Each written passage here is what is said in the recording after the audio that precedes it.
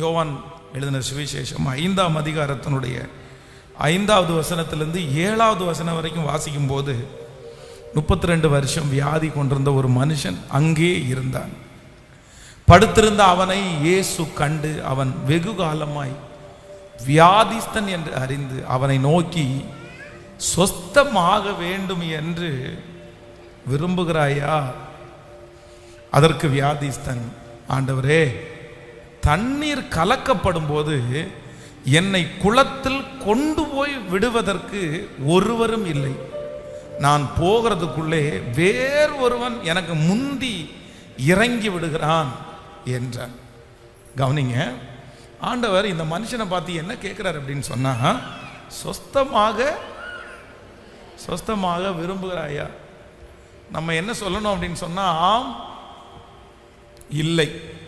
ஒன்று என்ன சொல்லணும்னா, ஆமாம் நான் சொத்தமாகிறதுக்கு விரும்புகிறேன், அவ்வளோதான், என்னை சுகமாக்கும். இல்லை அப்படின்னு சொன்னால், வேண்டாம், உங்களுடைய உதவி தேவையில்லை, இப்படி தான் சொல்லணும்.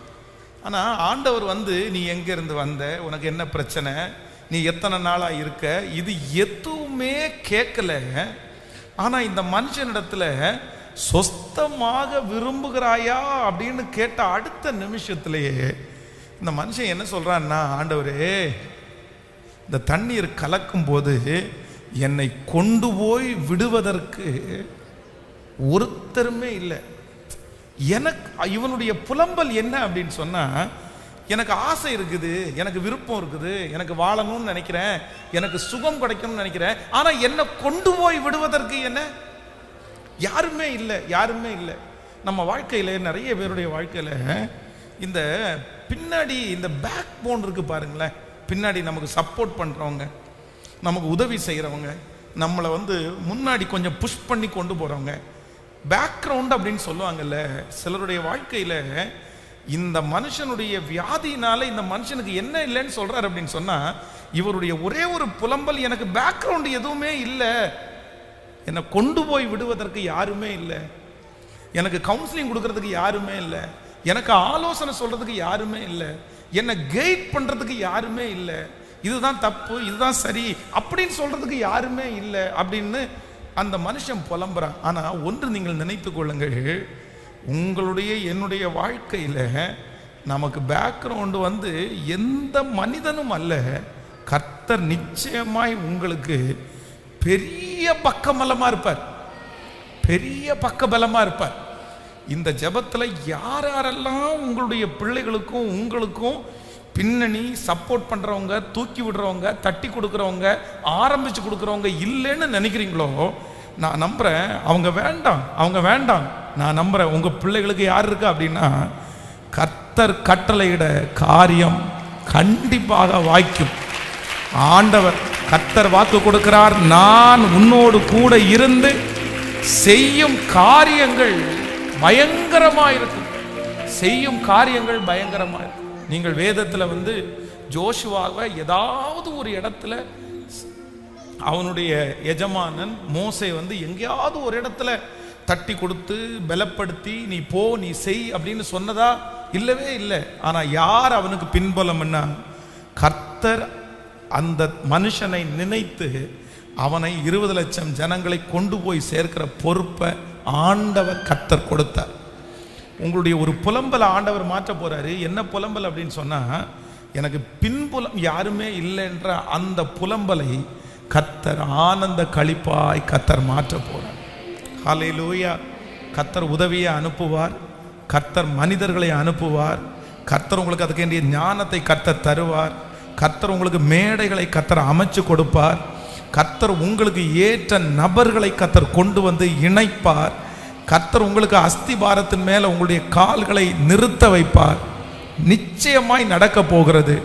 நீங்கள் காற்றையும் காண மாட்டீர்கள், மழையையும் பார்க்க மாட்டீர்கள், ஆனாலும் பள்ளத்தாக்கை நிரம்ப பண்ணுகிற கர்த்தர், நான் நம்புறேன், நான் விசுவாசிக்கிறேன், இங்கே இருக்கிற நிறைய பேருக்கு கர்த்தர் பக்கபலமாய் பின்பலமாய், இதோ கர்த்தரால் ஆசீர்வதிக்கப்பட்ட மனுஷன் இவன், இதோ கர்த்தரால் ஆசீர்வதிக்கப்பட்ட மகள் அப்படின்னு உங்களை குறித்து சொல்லுகிற ஒரு நாள் நிச்சயமாக வரும்.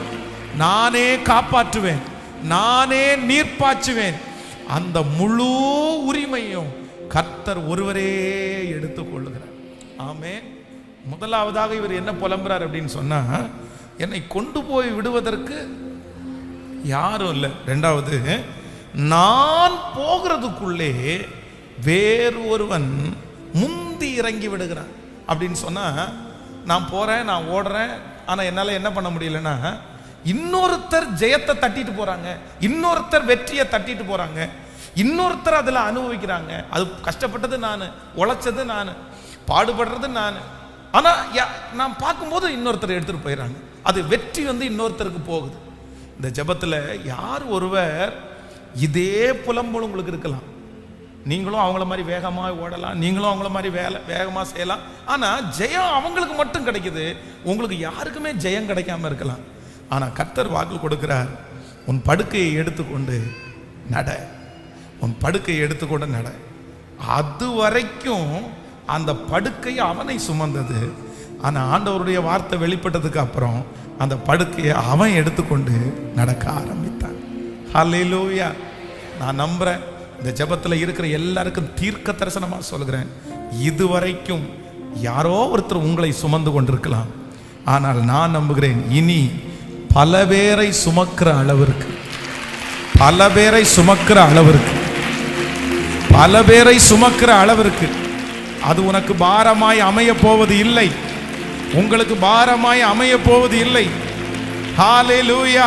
உங்களை சுமந்து கொண்டிருக்கிறதையே நீங்கள் சுமக்கிற அளவிற்கு ஆண்டவர் உங்களை ஆசீர்வதிப்பேன்னு வாக்கு கொடுக்கிறார். என் புலம்பலை ஆனந்த களிப்பாய் மாற பண்ணுகிறவர்.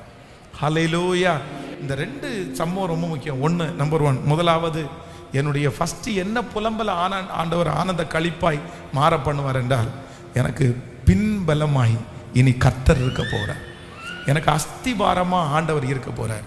இரண்டாவது, நான் இதுவரையிலும் வெற்றியை காணாததை கர்த்தர் எனக்கு ஜெயத்தை கொடுத்து எனக்கு ஒரு வெற்றியை, முதலில் அந்த மனுஷன் ஒரு வெற்றியை பார்த்தது போல உங்க கண்கள் இந்த ஜெபம் முடிச்சதற்கு பிறகு நீங்க வெகு நாளாய் காணாத வெற்றியை கர்த்தர் காண பண்ணுவேன் என்று ஆண்டவர் வாக்கு கொடுக்கிறார்.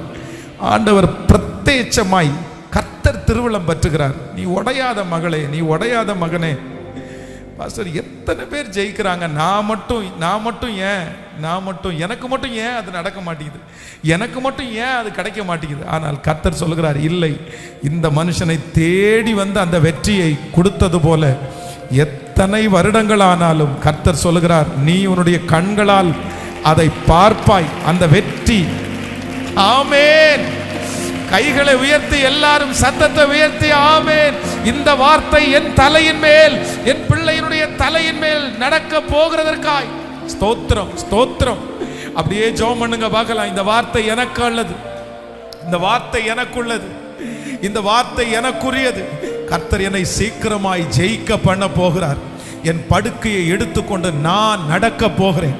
நான் எந்த காரியத்தை எல்லாம் டிபெண்ட் பண்ணி சார்ந்து வாழ்ந்தேனோ அது அத்தனையும் விட்டு இல்லை, என்னை சார்ந்து அது வாழ்கிற அளவிற்கு கர்த்தர் என் தலையை உயர்த்த போகிறார். இனி நான் சார்ந்து வாழ்கிற வாழ்க்கையை கர்த்தர் தரமாட்டார்.